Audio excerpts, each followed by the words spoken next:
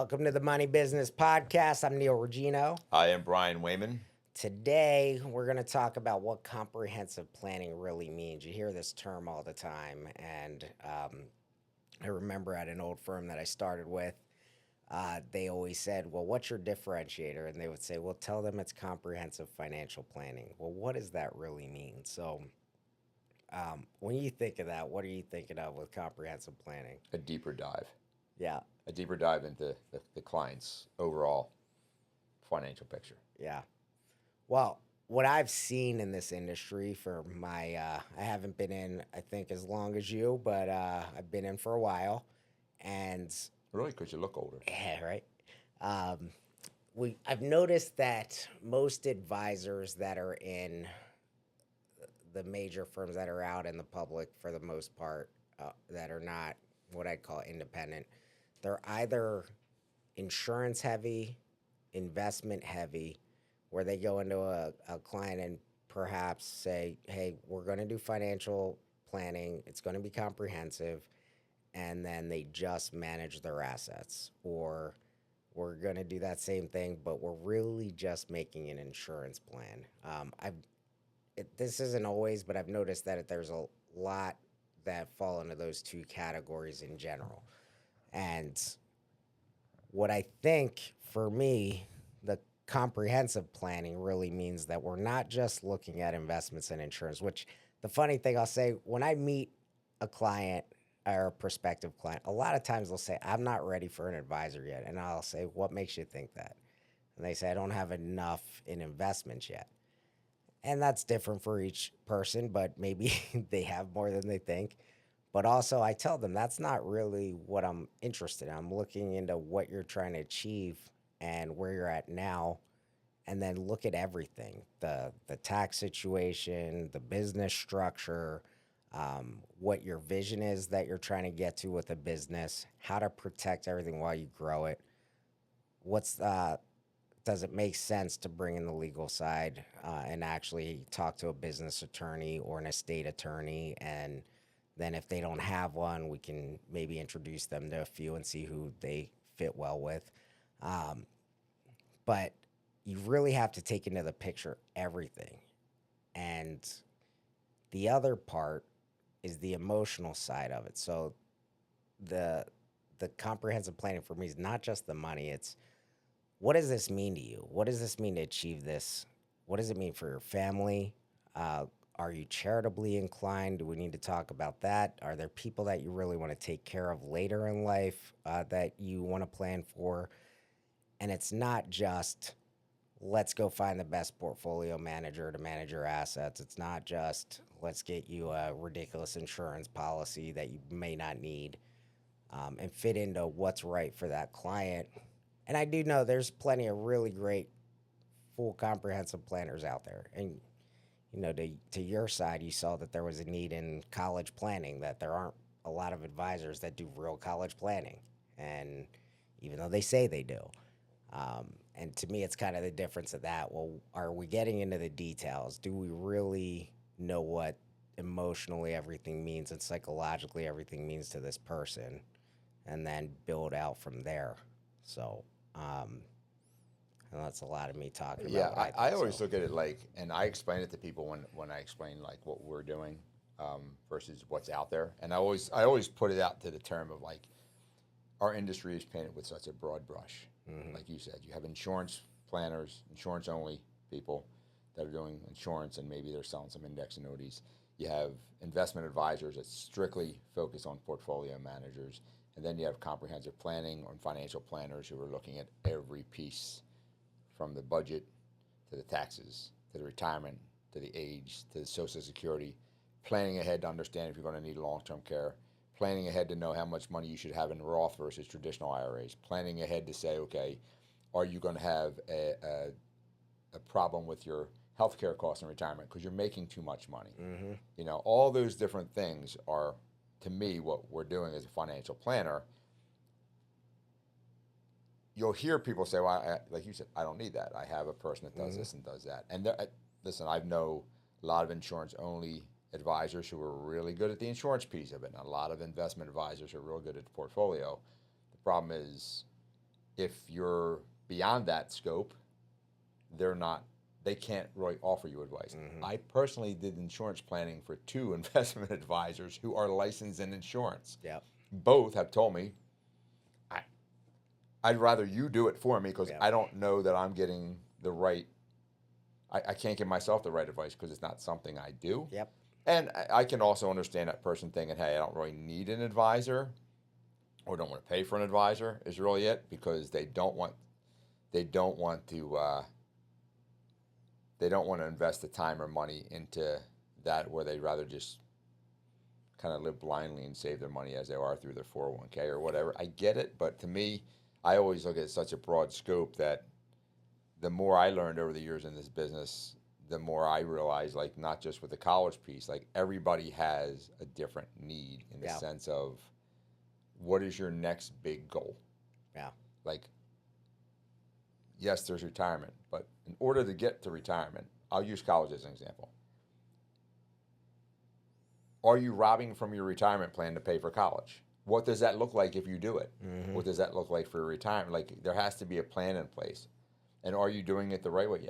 So many times I've met people that paid for their first kid's college and go, how'd you do that? Well, I took a 401k loan, or I took an early distribution on an IRA. And I'm sitting there going, well, you should have taken a bigger loan, because by the time you look at how much you lost in the taxes and the penalties and all for the distribution, you could have taken this loan and lost less money. So the idea really is, again, that's where comprehensive planning is such a bigger deal than just what am I invested in. Yeah. So let me ask you, when you meet a new prospective client, what do you actually say when they ask about who you are, what you do? I tell them I'm you. Yeah. Yeah, I just tell them you, and I just do my hair a lot and take care of my teeth and do nice things. I explain to them exactly what we're doing. We're actually doing, I'm a comprehensive financial planner. I don't introduce myself as a financial advisor either. Yeah. Technically, yeah, we're financial advisors too, but to me, I like to do the planning approach. It's not that at this stage in my career, I'm not really interested in just sitting down with somebody and having portfolio discussions. Yep.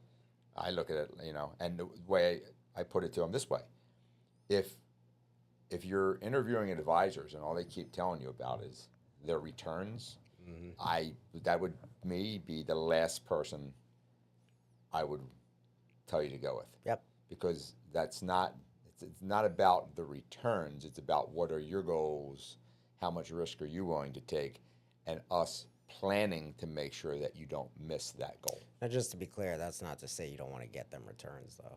Now, of course, I want to get them returns, but but is it really harder for? Are they really going to? Am I going to do better than the other guy? No. And they're not going to do better than me. Everybody's returns are going to be fairly good, as long as you're doing it the right way. Yeah, and that's where I bring in the experts, the portfolio managers, third-party managers that can actually say, yes, we will give you more alpha, we will give you less beta, and we will overall reduce the risk and increase the potential for returns. Yeah, I would never trust somebody to be one guy sitting behind a computer managing a portfolio. Yeah. I want to see a team of people studying and watching those portfolios. I mean, that can work if somebody's building wealth, but not when they've established the asset and want to protect and make it grow. But at any rate, I'll say when I go into a first meeting, what I tell a client is, or a prospective client is, there's 2 things I want to accomplish. I want to prove to you that I'm probably the most competent person you've dealt with in this space. And that's a promise that I make to myself, and a promise that I want to make to clients. But then number 2 is I want to earn your trust, and that comes with time. And we don't even actually talk about the planning, because when they say, what can you do for me? I say, it depends on where you're at and what you're trying to achieve. Everybody's situation is different, but I will listen. I'll tell you what I think makes sense, and then we work together to build a plan over time. And that doesn't happen overnight. It's not, my business is not transactional. No. It's build the relationship, see if I'm a good fit for you, but also, are you a good fit for me? Because look, not every person that comes in front of me, no matter how little or how much money they have, is a good fit for me and the way that I run my practice. So, I've had people that really didn't have much as far as savings or assets, but they had a lot of potential to make money and to invest and to build wealth, and they were really motivated to do that. And I'll take them on to just help them with education, help them with advice, and then eventually they can grow with my practice. But then I've also had people that they expected something completely different, had millions of dollars, and I said, "This is just not what I do, and it's not going to be the right fit." But I'm happy to answer any questions you might have about what you're trying to achieve and potentially tell you, hey, there might be another advisor here that can deal with this, or it's worth looking at another firm. So, um, yeah. And then when it comes to those conversations about their planning, what happens is you get to a point where you socialize more than you actually talk about Yep. business. And that's because, for the people that work for me, I say, do enough good for enough people, you'll do well in this industry. But show your clients that you care about them because you should. And if you do that and you put the right plans together for the client, then they're not going to be as concerned. We spend 10, 15 minutes in a review on their actual plan, and the rest of it's talking about the kids. What are you doing this Yep. summer? Or what have you been up to since we spoke last? And it's because we took the time to build that level of trust. So, I just had a meeting with a client. I guess they're maybe 3 years. I think I can't remember. 2 to 3 years into being a client of mine, and our very last meeting. It's funny you're saying that because it was just last week. She said, it was a husband and wife, and she's like, "Yeah, I noticed that these meetings aren't nearly as in depth yeah, as the ones we did early on," and I was kind of like, "No, because we're on track now." Like yep, the first that first 4 or 5 meetings was to get everything where it belongs for us. Now it's just a matter of monitoring what we're doing and hmm making sure that we're staying on track. Unless something changes, then we can make those changes. But I feel like if you're more of that, like you said, that transactional advisor, once the transaction's done, there's no conversation with that client for those people. hmm There's no point to the conversation, and then it's like, well, usually you don't hear from that transactional advisor till they have something new to sell you. yep, Where to me, that's and again, and it's not to knock insurance advisors or investment only advisors. I mean, they have their place in what they're doing. It's just yeah. to me, it's not. That's why I always say our industry is a broad brush. It's not a one size fits all. It really comes down to the need of the person, that the need of the client.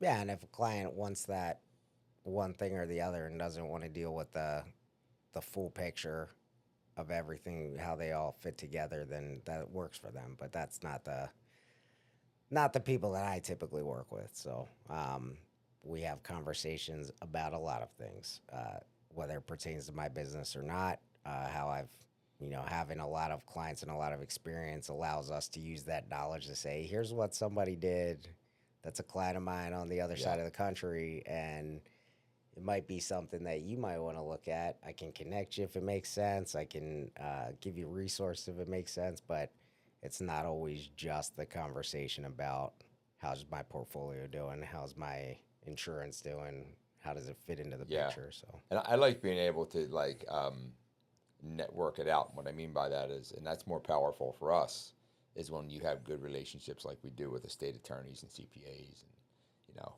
mortgage brokers, even realtors or whatever it might be, and they have questions about things that we get yeah, questions that are outside of what we actually do. It's real easy to say, well, hold that thought. yeah. I'm going to connect you with this person, and we can have a conversation. I can make the introduction. We can have a conversation and get the answer. That's what I like to be able to do too. On So that point, outside of the normal ones, what's your most valuable contacts in your network, do you think, that you feel like you're going back to the most? outside of the normal being like what? Yeah, Outside of attorneys, being like attorneys and CPAs. CPAs, the canned Mm-hmm. answers, um, my actual clients. Yeah. I get more business from my actual clients without asking than I ever thought of. No, again, doing it this long, it grows every year of how many they send me. But we're always taught to ask for referrals, and I got to be honest with you, I'm horrible. I've never asked for one. I that's what I meant by horrible. I Yeah. don't ask them to refer me people; they just do. Yep. I'll say I was Business just, coaches don't like that answer though. yeah. Well, I was just thinking about that. I'd say the biggest one that I've outside of those CPAs, the attorneys, the maybe mortgage brokers, commercial lenders, business consultants has been a big one for me. Where somebody said, "Hey, I want to take my business to the next level," or I have a manager that's struggling and they haven't grown with the company, and I'll connect them with a couple of people that I know that are consultants that are either management consultants, executive coaches, and it's been a game changer for a lot of my clients to say, "Oh, I haven't looked at my business from this outside perspective. I've been so in the weeds and haven't taken a step back and having that person to give them clarity and direction." That's been huge for me. Uh, and luckily, I have a lot of those contacts, so it's good to have in my back pocket. So, Yeah. um, at any rate, yeah, I think there's a. I think the point of all of this is be careful when somebody just says comprehensive planning and throws out that general term, and Holistic planning is another one you like that you yeah, hear. yeah, and really to if the person's not taking the time to really get your situation and know what you're trying to accomplish, then uh, there's probably another option out They should there. be So the advisor should be talking about more about the client than about themselves. yeah, for sure. Um, yeah, I think that's good enough on that topic. Yep. We hope this helps. That's why we do it, and this is not advice. Yeah. So we hope this helps, and thanks for coming. All right, see you next time.